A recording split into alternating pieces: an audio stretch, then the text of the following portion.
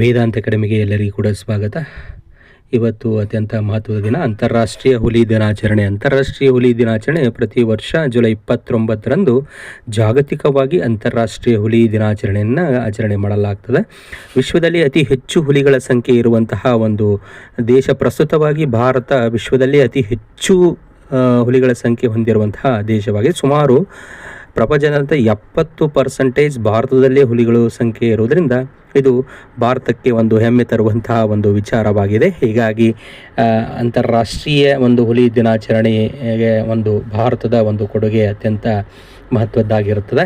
ರಾಷ್ಟ್ರೀಯ ಪ್ರಾಣಿ ಅಂತಂದು ಘೋಷಣೆ ಮಾಡಿದಂದ್ರೆ ಹುಲಿಯನ್ನು ಭಾರತದ ರಾಷ್ಟ್ರೀಯ ಪ್ರಾಣಿಯಾಗಿ ಘೋಷಣೆ ಮಾಡಿದಂತಹ ಒಂದು ವರ್ಷ ಯಾವುದು ಅಂತಂದರೆ 1972ರೊಳಗಡೆ ರಾಯಲ್ ಬೆಂಗಾಲ್ ಟೈಗರನ್ನು ಭಾರತದ ರಾಷ್ಟ್ರೀಯ ಪ್ರಾಣಿ ಎಂದು ಘೋಷಣೆ ಮಾಡಲಾಗಿದೆ. ಈಗಾಗಲೇ ಅನೇಕ ಒಂದು ಸ್ಪರ್ಧಾತ್ಮಕ ಪರೀಕ್ಷೆಯೊಳಗಡೆ ಈ ಒಂದು ಪ್ರಶ್ನೆ ಬಂದದೆ, ಟೈಗರ್ ಪ್ರಾಜೆಕ್ಟ್ ಯಾವ ವರ್ಷ ಏನಪ್ಪ ಅಂತಂದರೆ ಅದನ್ನು ಇಂಟ್ರೊಡ್ಯೂಸ್ ಮಾಡಿದರು ಅಂತಂದು. ಹೀಗಾಗಿ 1972ರಲ್ಲಿ ಏನಪ್ಪ ಅಂತಂದರೆ ರಾಯಲ್ ಬೆಂಗಾಲ್ ಟೈಗರನ್ನು ಭಾರತದ ಒಂದು ರಾಷ್ಟ್ರೀಯ ಪ್ರಾಣಿಯನ್ನಾಗಿ ಘೋಷಣೆ ಮಾಡಲಾಯಿತು.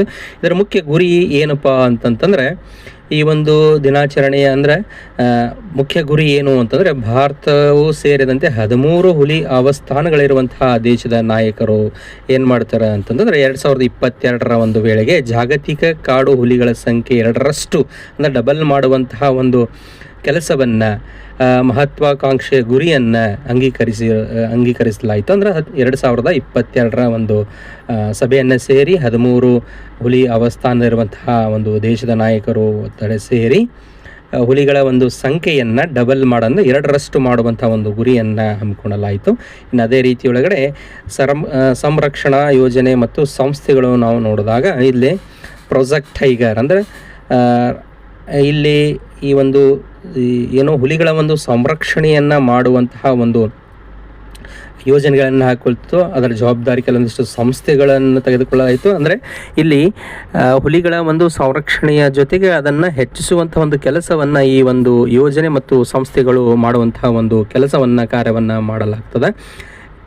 ಪ್ರಾಜೆಕ್ಟ್ ಇಲ್ಲಿ ಟೈಗರ್, ರಾಷ್ಟ್ರೀಯ ಹುಲಿ ಸಂರಕ್ಷಣಾ ಪ್ರಾಧಿಕಾರ ಮತ್ತು ಹುಲಿ ಸಂರಕ್ಷಣಾ ಯೋಜನೆಗಳು, ಟೈಗರ್ ಕನ್ಸರ್ವೇಷನ್ ಪ್ಲ್ಯಾನ್ಸ್ ಜಂಟಿಯಾಗಿ ಇವೇನು ಮಾಡ್ತವೆ ಅಂತಂದ್ರೆ ವೈಜ್ಞಾನಿಕ ಆಧಾರಿತ ಬಲವಾದಂತಹ ಆಡಳಿತ ಚೌಕಟ್ಟನ್ನು ಒದಗಿಸುತ್ತದೆ.